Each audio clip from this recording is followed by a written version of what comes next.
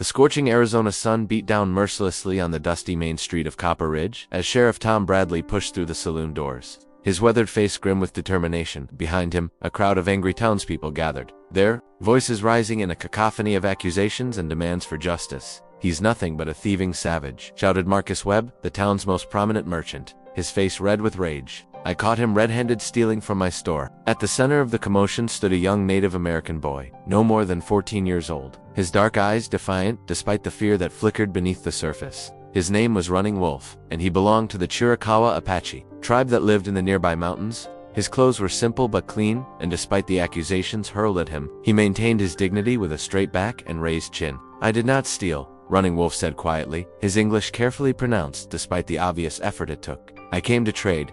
Webb scoffed, spitting into the dust. "With what? You people have nothing we want except trouble." Across the street, Jake Morrison watched the scene unfold with growing unease. At 35, Jake was a respected rancher who had built his spread from nothing through hard work and fair dealing. Unlike many of his neighbors, he had always maintained peaceful relations with the Apache, understanding that the land was big enough for everyone if people were willing to show mutual respect. Jake had been in town to pick up supplies when he heard the commotion. Now, as he watched the crowd grow more agitated, he recognized the dangerous mood that could quickly turn violent. He had seen it before in other frontier towns, and it never ended well for anyone involved. "What exactly did he steal?" Jake called out, his deep voice cutting through the angry murmur of the crowd. Webb turned toward him, his eyes narrowing. "Morrison, this ain't your concern. The boy was caught stealing food from my store." "Food?" Jake stepped closer, his boots clicking on the wooden sidewalk. "How much food? What does it matter? Stealing is stealing." "A loaf of bread," said Mrs. Henderson, the baker's wife, her voice barely audible above the crowd. When everyone turned to look at her, she seemed to shrink back, but continued, "It was just a loaf of bread." The boy looked hungry. Jake studied Running Wolf's face and saw the truth there, the hollow cheeks, the way his clothes hung loose on his thin frame. This wasn't a hardened criminal, this was a hungry child. "Did you pay him for the bread?" Jake asked Webb directly. "Pay him? He's a thief. Did you see him take it without permission, or did you just assume?" Webb's face grew redder. "I don't need to explain myself to you, Morrison. We all know you're soft on these savages." The crowd murmured agreement, and Jake felt the familiar frustration that came with trying to reason with prejudice. But he also saw something else in their faces: fear. These people were afraid of the Apache, afraid of the unknown, and that fear was driving them to see threats where none existed. "Running Wolf," Jake said, addressing the boy directly, "tell me what happened."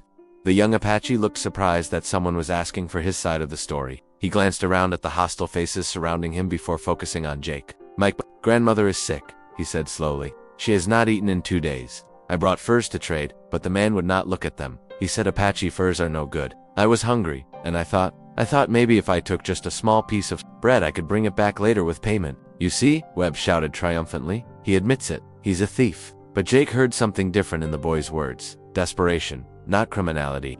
He also noticed the small bundle of furs at Running Wolf's feet. Beautiful pelts that would fetch good money in any market. "Those are fine furs," Jake observed. "What did you want for them?" "Food for my grandmother. Medicine, if possible." Jake turned to Webb. "Those pelts are worth at least $20. More than enough for bread and medicine." "I don't trade with savages," Webb declared, "and I won't be lectured by someone who doesn't understand the Indian problem." "The only problem I see," Jake said, his voice hardening, "is a hungry boy trying to help his sick grandmother, and a merchant, too blinded by prejudice to see a fair trade."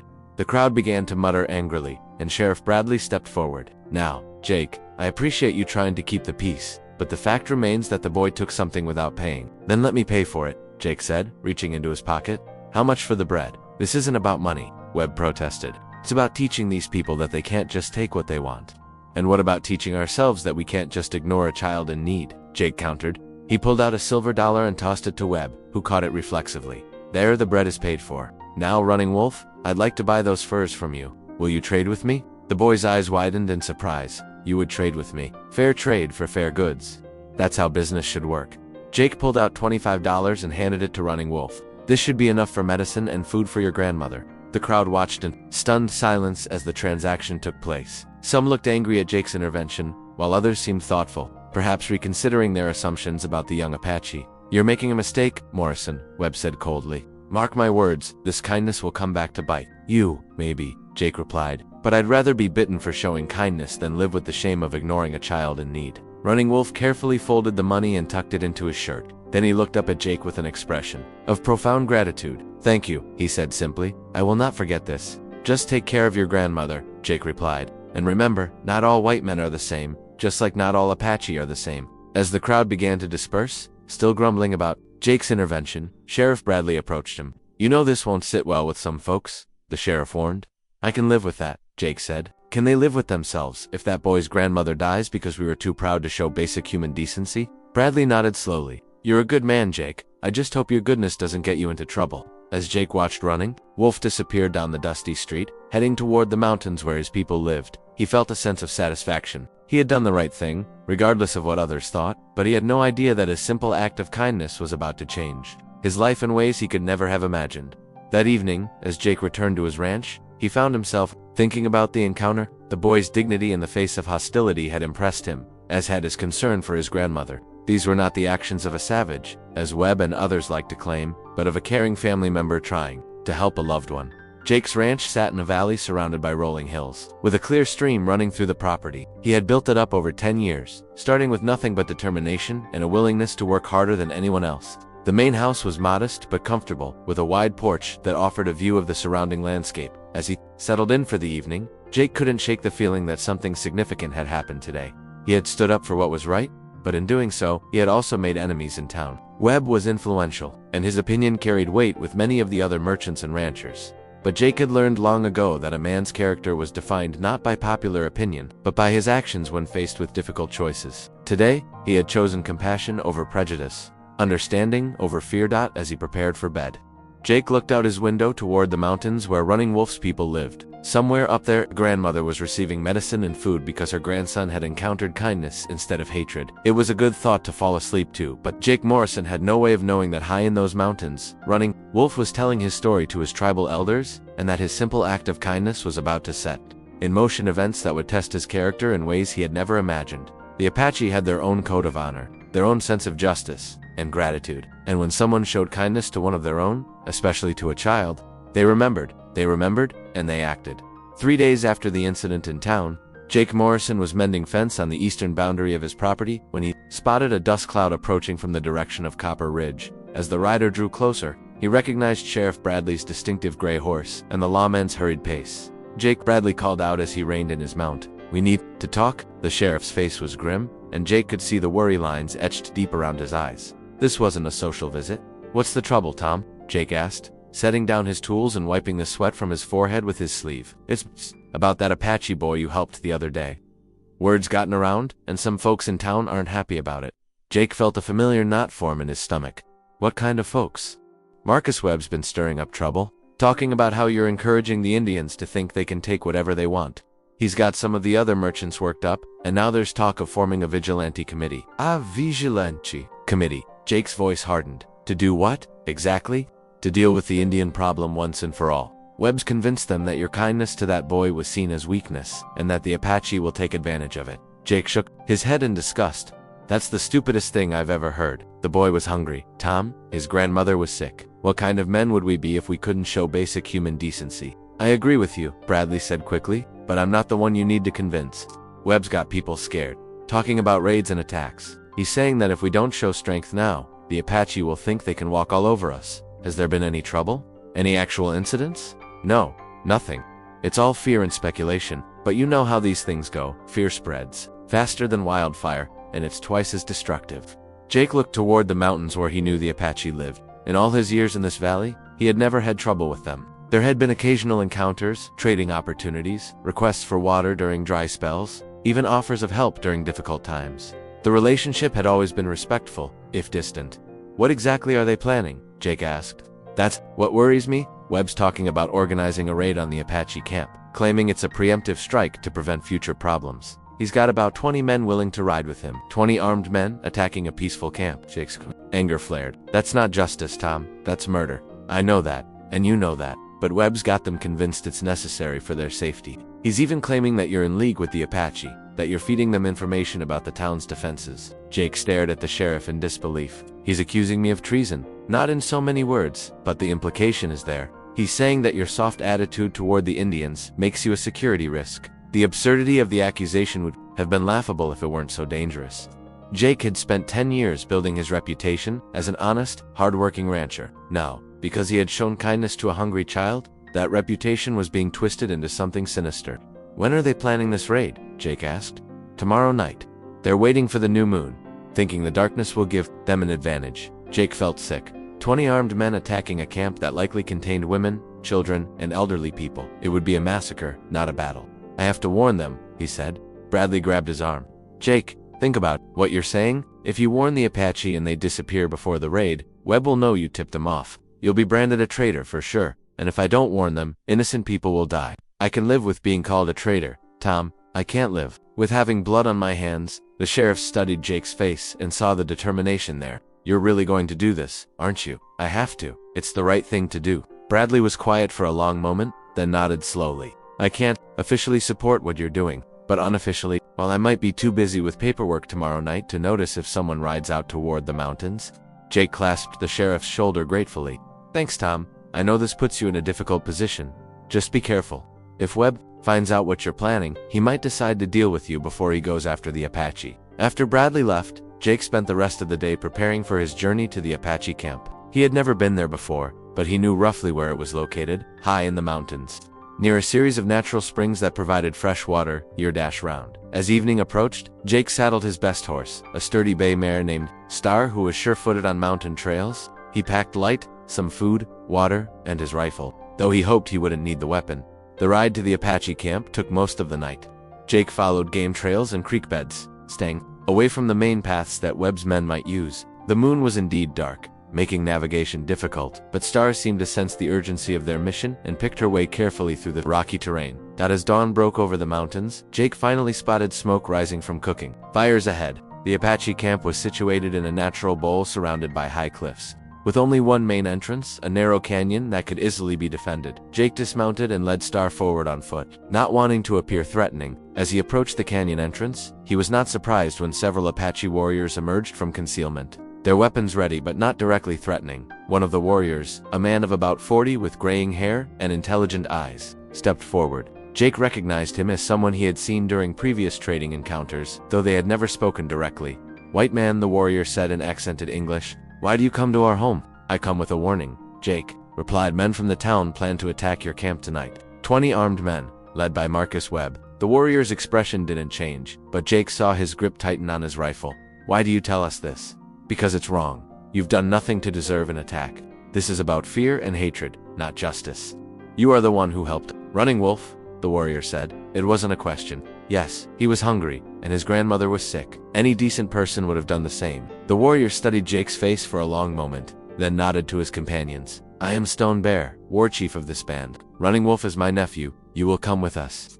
Jake followed Stone Bear and the other warriors into the camp, leading Star behind him. The camp was larger than he had expected, with perhaps 60 people living in traditional wickiups scattered around the natural bowl. Children played near the cooking fires while women worked on various tasks. It looked like any peaceful community, not the den of savage warriors that Webb's propaganda portrayed. Stone Bear led Jake to a large wickiup in the center of the camp, where an elderly man sat cross-legged on a woven mat. The man's hair was white, and his face was deeply lined, but his eyes were sharp and alert. "This is many horses, our chief," Stone Bear said. "He wishes to hear your warning." Jake repeated his message, explaining about Webb's planned attack and the reasons behind it. Many horses listened without interruption, occasionally nodding or asking for clarification through Stone Bear's translation. When Jake finished, many horses spoke at length in Apache.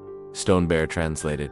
"Our chief says that you have shown great courage in coming here. You risk much to warn people who are not your own." "They are people," Jake replied simply. "That's enough." Many horses smiled at the translation and spoke again. "He says that you understand what many of your people do not, that we are all human beings, regardless of the color of our skin or the language we speak." "What will you do?" Jake asked. "Will you move the camp?" Stone Bear? And many horses exchanged words in Apache. Then Stone Bear turned back to Jake. "We will not run like rabbits. This is our home, our sacred place. But we will be ready for these men who come with hatred in their hearts." "I don't want anyone to get hurt," Jake said urgently. "Maybe if I talk to Webb, tried to reason with him, ... "You have already tried reason," Stone Bear pointed out. "Some men cannot hear truth when their hearts are filled with fear and hatred." Jake knew the warrior was right, but he still felt responsible for what was about to happen. His act of kindness had set these events in motion, and now people on both sides might die because of it. "There is something else," Stone Bear continued. "Many horses wishes to know if you will accept the protection of our warriors." "Protection?" Jake was confused. "I don't understand." "Webb blames you for his troubles. After tonight, whether his attack succeeds or fails, he will seek revenge against you. Our chief offers you the protection of our people." Jake was touched by the offer, but he shook his head. "I appreciate the gesture, but I can't hide behind your warriors. This is my fight too." Many horses spoke again, and Stone Bear smiled as he translated. "Our chief says you misunderstand. He does not offer to hide you, he offers to stand with you." Before Jake could respond, a young warrior ran into the camp. Speaking rapidly in Apache, Stone Bear's expression grew grim as he listened. "What is it?" Jake asked. "Our scouts report that armed men are approaching from the town, but not 20 men, more than 50, and they are not waiting for nightfall. They come now, in the full light of day." Jake felt his blood run cold. Webb had not only increased the size of his force, but he had also changed his tactics. This wasn't going to be a quick raid under cover of darkness. This was going to be an all-out assault. "I have to go," Jake said, starting toward his horse. "Maybe I can still stop this." Stone Bear caught his arm. "It is too late for words, white man. Now there will be only action." As if to emphasize his point, the sound of gunfire echoed from the canyon entrance. Webb's attack had begun. The first shots rang out just as Jake reached for Star's reins, the sharp cracks of rifle fire echoing off the canyon walls like thunder. Stone Bear immediately began shouting orders in Apache, and the camp transformed from a peaceful community into a well-organized defensive force in a matter of seconds. "Get down," Stone Bear yelled to Jake, pushing him behind a large boulder as bullets whined overhead. From his position, Jake could see Webb's men advancing through the narrow canyon entrance, their rifles blazing. But what struck him immediately was how disorganized their attack was. They were bunched together, making easy targets, and they seemed to have no real strategy beyond charging forward and shooting. The Apache, by contrast, had taken defensive positions with practiced efficiency. Warriors disappeared behind rocks and into concealed positions that Jake hadn't even noticed existed. Within moments, return fire began to pour down on the attackers from multiple angles. "How many?" Stone Bear called to a scout who had taken position on a high ledge. 53 men, came the reply in English, obviously for Jake's benefit. "They have surrounded the canyon, but most are at the main entrance." Jake watched in horror as the battle unfolded. This wasn't the quick raid that Webb had originally planned. This was a full-scale assault, intended to wipe out the entire Apache band. The merchant had clearly convinced more people than Sheriff Bradley had realized, and their fear had transformed into murderous intent. "I have to stop this," Jake said, starting to rise from behind the boulder. Stone Bear pulled him back down.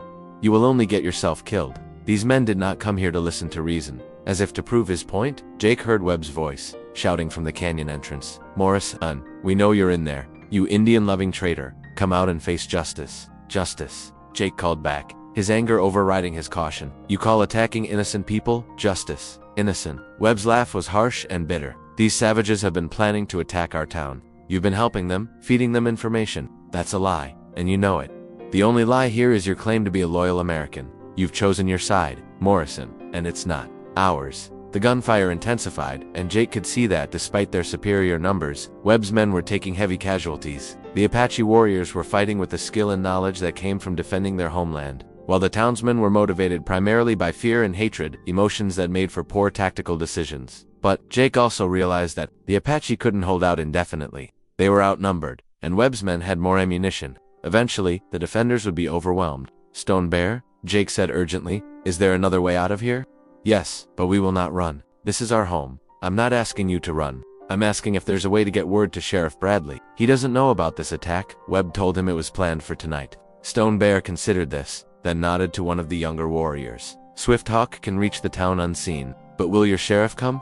If he knows what's really happening here?" "Yes, Tom Bradley is a good man." Swift Hawk slipped away through a hidden passage that Jake hadn't noticed, moving like a shadow despite the daylight. But Jake knew that even if the warrior reached town quickly, it would take time for Bradley to organize a response.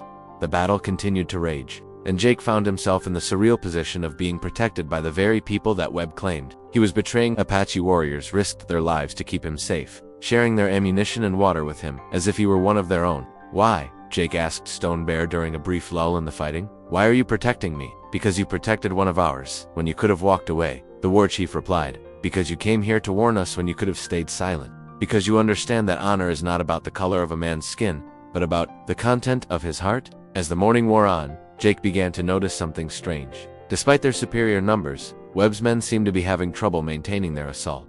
Their fire was becoming less coordinated, and he could hear shouting and arguments from their positions. "What's happening out there?" he asked Stone Bear. The war chief smiled grimly. "Some of your townsmen are beginning to realize what they have gotten themselves into. Fighting women and children is not as easy as they thought it would be. Indeed, Jake could see that several of Webb's men had pulled back from the canyon entrance. Some appeared to be arguing with Webb himself, gesturing angrily and pointing toward the camp where they could clearly see non-combatants taking shelter. "This isn't what we signed up for, Marcus."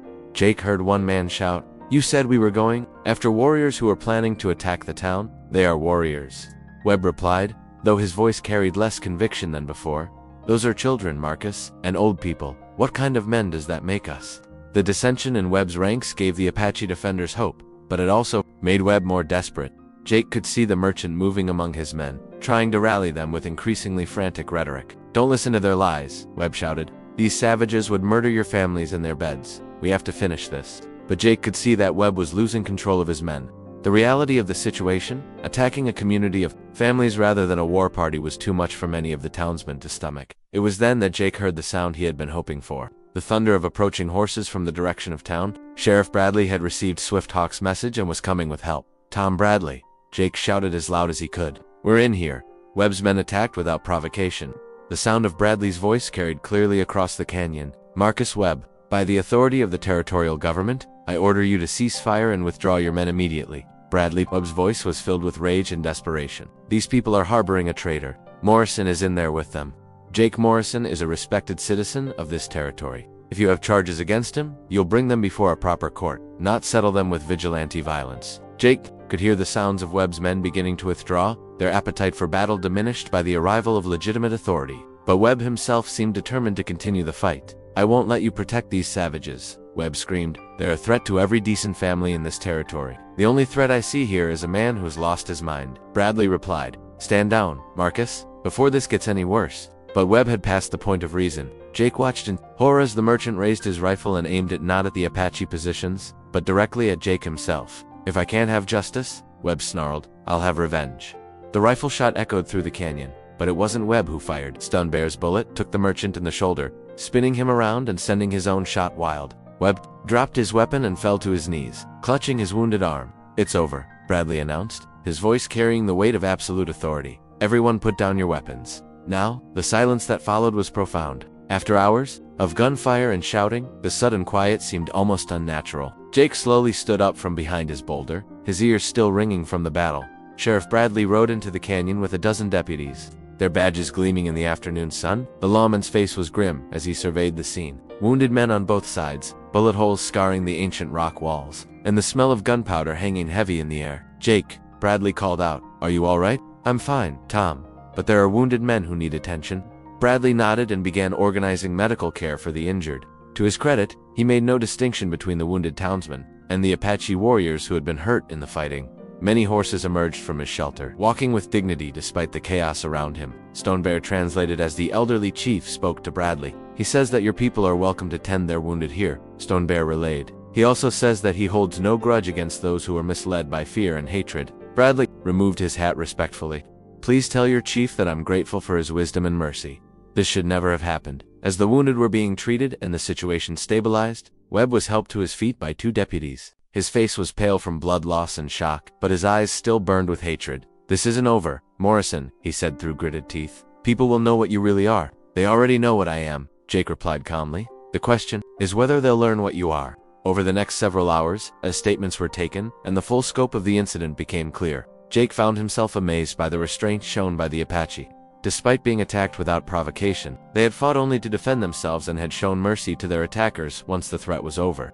As evening approached and Bradley prepared to escort Webb and his remaining supporters back to town for trial, many horses approached Jake through Stonebear's translation. "Our chief wishes to thank you again for your warning," Stonebear said. "Without it, many of our people would have died today." "I only did what anyone should have done," Jake replied. "No," Stonebear said firmly. "You did what a man of honor does. And because of that, you will always be welcome among our people." Many horses spoke again, and Stonebear smiled as he translated. "He also says that you have proven yourself to be a true friend to our people, and the Apache do not forget their friends." Jake was touched by the sentiment, but he was also exhausted by the day's events. All he wanted was to return to his ranch and try to make sense of what had happened. As he prepared to leave, Stonebear stopped him. "There is one more thing. Our chief has decided that you should not face any future threats alone." "What do you mean?" "Starting tomorrow, there will always be Apache warriors watching over your land. Not because you need protection, but because you have earned our respect and friendship." Jake was about to protest that such protection wasn't necessary, but the look in Stonebear's eyes stopped him. This wasn't just about his safety, it was about honor, about the Apache way of repaying a debt of gratitude. "I'm honored," Jake said simply. The next morning, Jake woke to find his ranch surrounded by Apache warriors. Not threatening or intrusive, but clearly present and watchful. There were indeed about 400 of them, positioned at strategic points around his property. As he stepped onto his porch with his morning coffee, Stonebear emerged from the nearby trees. "Good morning," the war chief said with a slight smile. "I hope you slept well." "I did. Thank you. But this really isn't necessary." "Perhaps not, but it is our way. You stood with us when you could have walked away. Now we stand with you." Jake looked around at the warriors positioned throughout his valley, men who had put their own lives on hold to honor a debt of gratitude. It was humbling and overwhelming at the same time. "How long will they stay?" Jake asked. "Until we are certain that you face no more threats because of your friendship with our people. Webb has supporters in the town who may seek revenge." As if to prove Stonebear's point, Jake spotted a dust cloud approaching from the direction of Copper Ridge. But as the riders drew closer, he was relieved to see Sheriff Bradley leading a small group of townspeople. "Jake," Bradley called out as he dismounted, "we need to talk." The group included several of the town's leading citizens, people who had not participated in Webb's attack, but who carried influence in the community. Jake recognized the banker, the doctor, the preacher, and several successful ranchers. "We've come to apologize," said Dr. Harrison, the town's physician. "What happened yesterday was a disgrace to everything we claim to believe in. We also want you to know," added Reverend Matthews, "that Webb's actions don't represent the views of all the people in Copper Ridge. Many of us respect what you did." Jake was gratified by their words, but he was also aware of the Apache warriors watching from concealment around his property. The townspeople seemed nervous, clearly aware that they were being observed. "I appreciate you coming out here," Jake said, "but I hope you understand why my Apache friends might be a little cautious about trusting white visitors right now." "We understand completely," Dr. Harrison replied. "In fact, that's part of why we're here. We want to establish better relations with the Apache. Yesterday showed us how wrong our assumptions have been." Stonebear emerged from the trees, and Jake was impressed by how calmly the townspeople received him. Fear was being replaced by curiosity and respect. "This is Stonebear, war chief of the Chiricahua band," Jake said. "Stonebear, these men have come to apologize for yesterday's attack." Stonebear studied the visitors carefully, then nodded. "Apologies are good, but actions speak louder than words." "What kind of actions?" asked the banker. "Trade, fair trade, with respect for both sides. Your people need what we can provide. Furs, knowledge of the land, skilled craft work. We need what you can provide. Tools, medicine, certain foods." Dr. Harrison stepped forward. "I would be honored to provide medical care for your people when needed. No payment required. And I would welcome Apache families in my church," added Reverend Matthews. "God's love knows no boundaries of race or culture." Jake watched this exchange with growing amazement. Yesterday's violence had somehow led to today's understanding. The attack that was meant to drive the Apache away had instead brought the two communities together. Over the following weeks, the Apache warriors gradually withdrew from Jake's ranch as it became clear that the threat had passed. Webb had been sentenced to prison for inciting violence, and his supporters had either left town or changed their attitudes, but the friendship that had been forged in the crucible of conflict remained strong. Jake found himself serving as an unofficial liaison between the town and the Apache, helping to establish trade relationships and mutual understanding. The young boy, Running Wolf, recovered fully from his ordeal and often visited Jake's ranch. He was learning English quickly and showed a natural aptitude for the kind of diplomacy that would be needed as the two cultures continued to interact. "You changed everything," Running Wolf said to Jake one day as they sat on the ranch house porch, watching the sunset paint the mountains in shades of gold and red. "I just did what was right," Jake replied. "Yes," the boy said with wisdom beyond his years.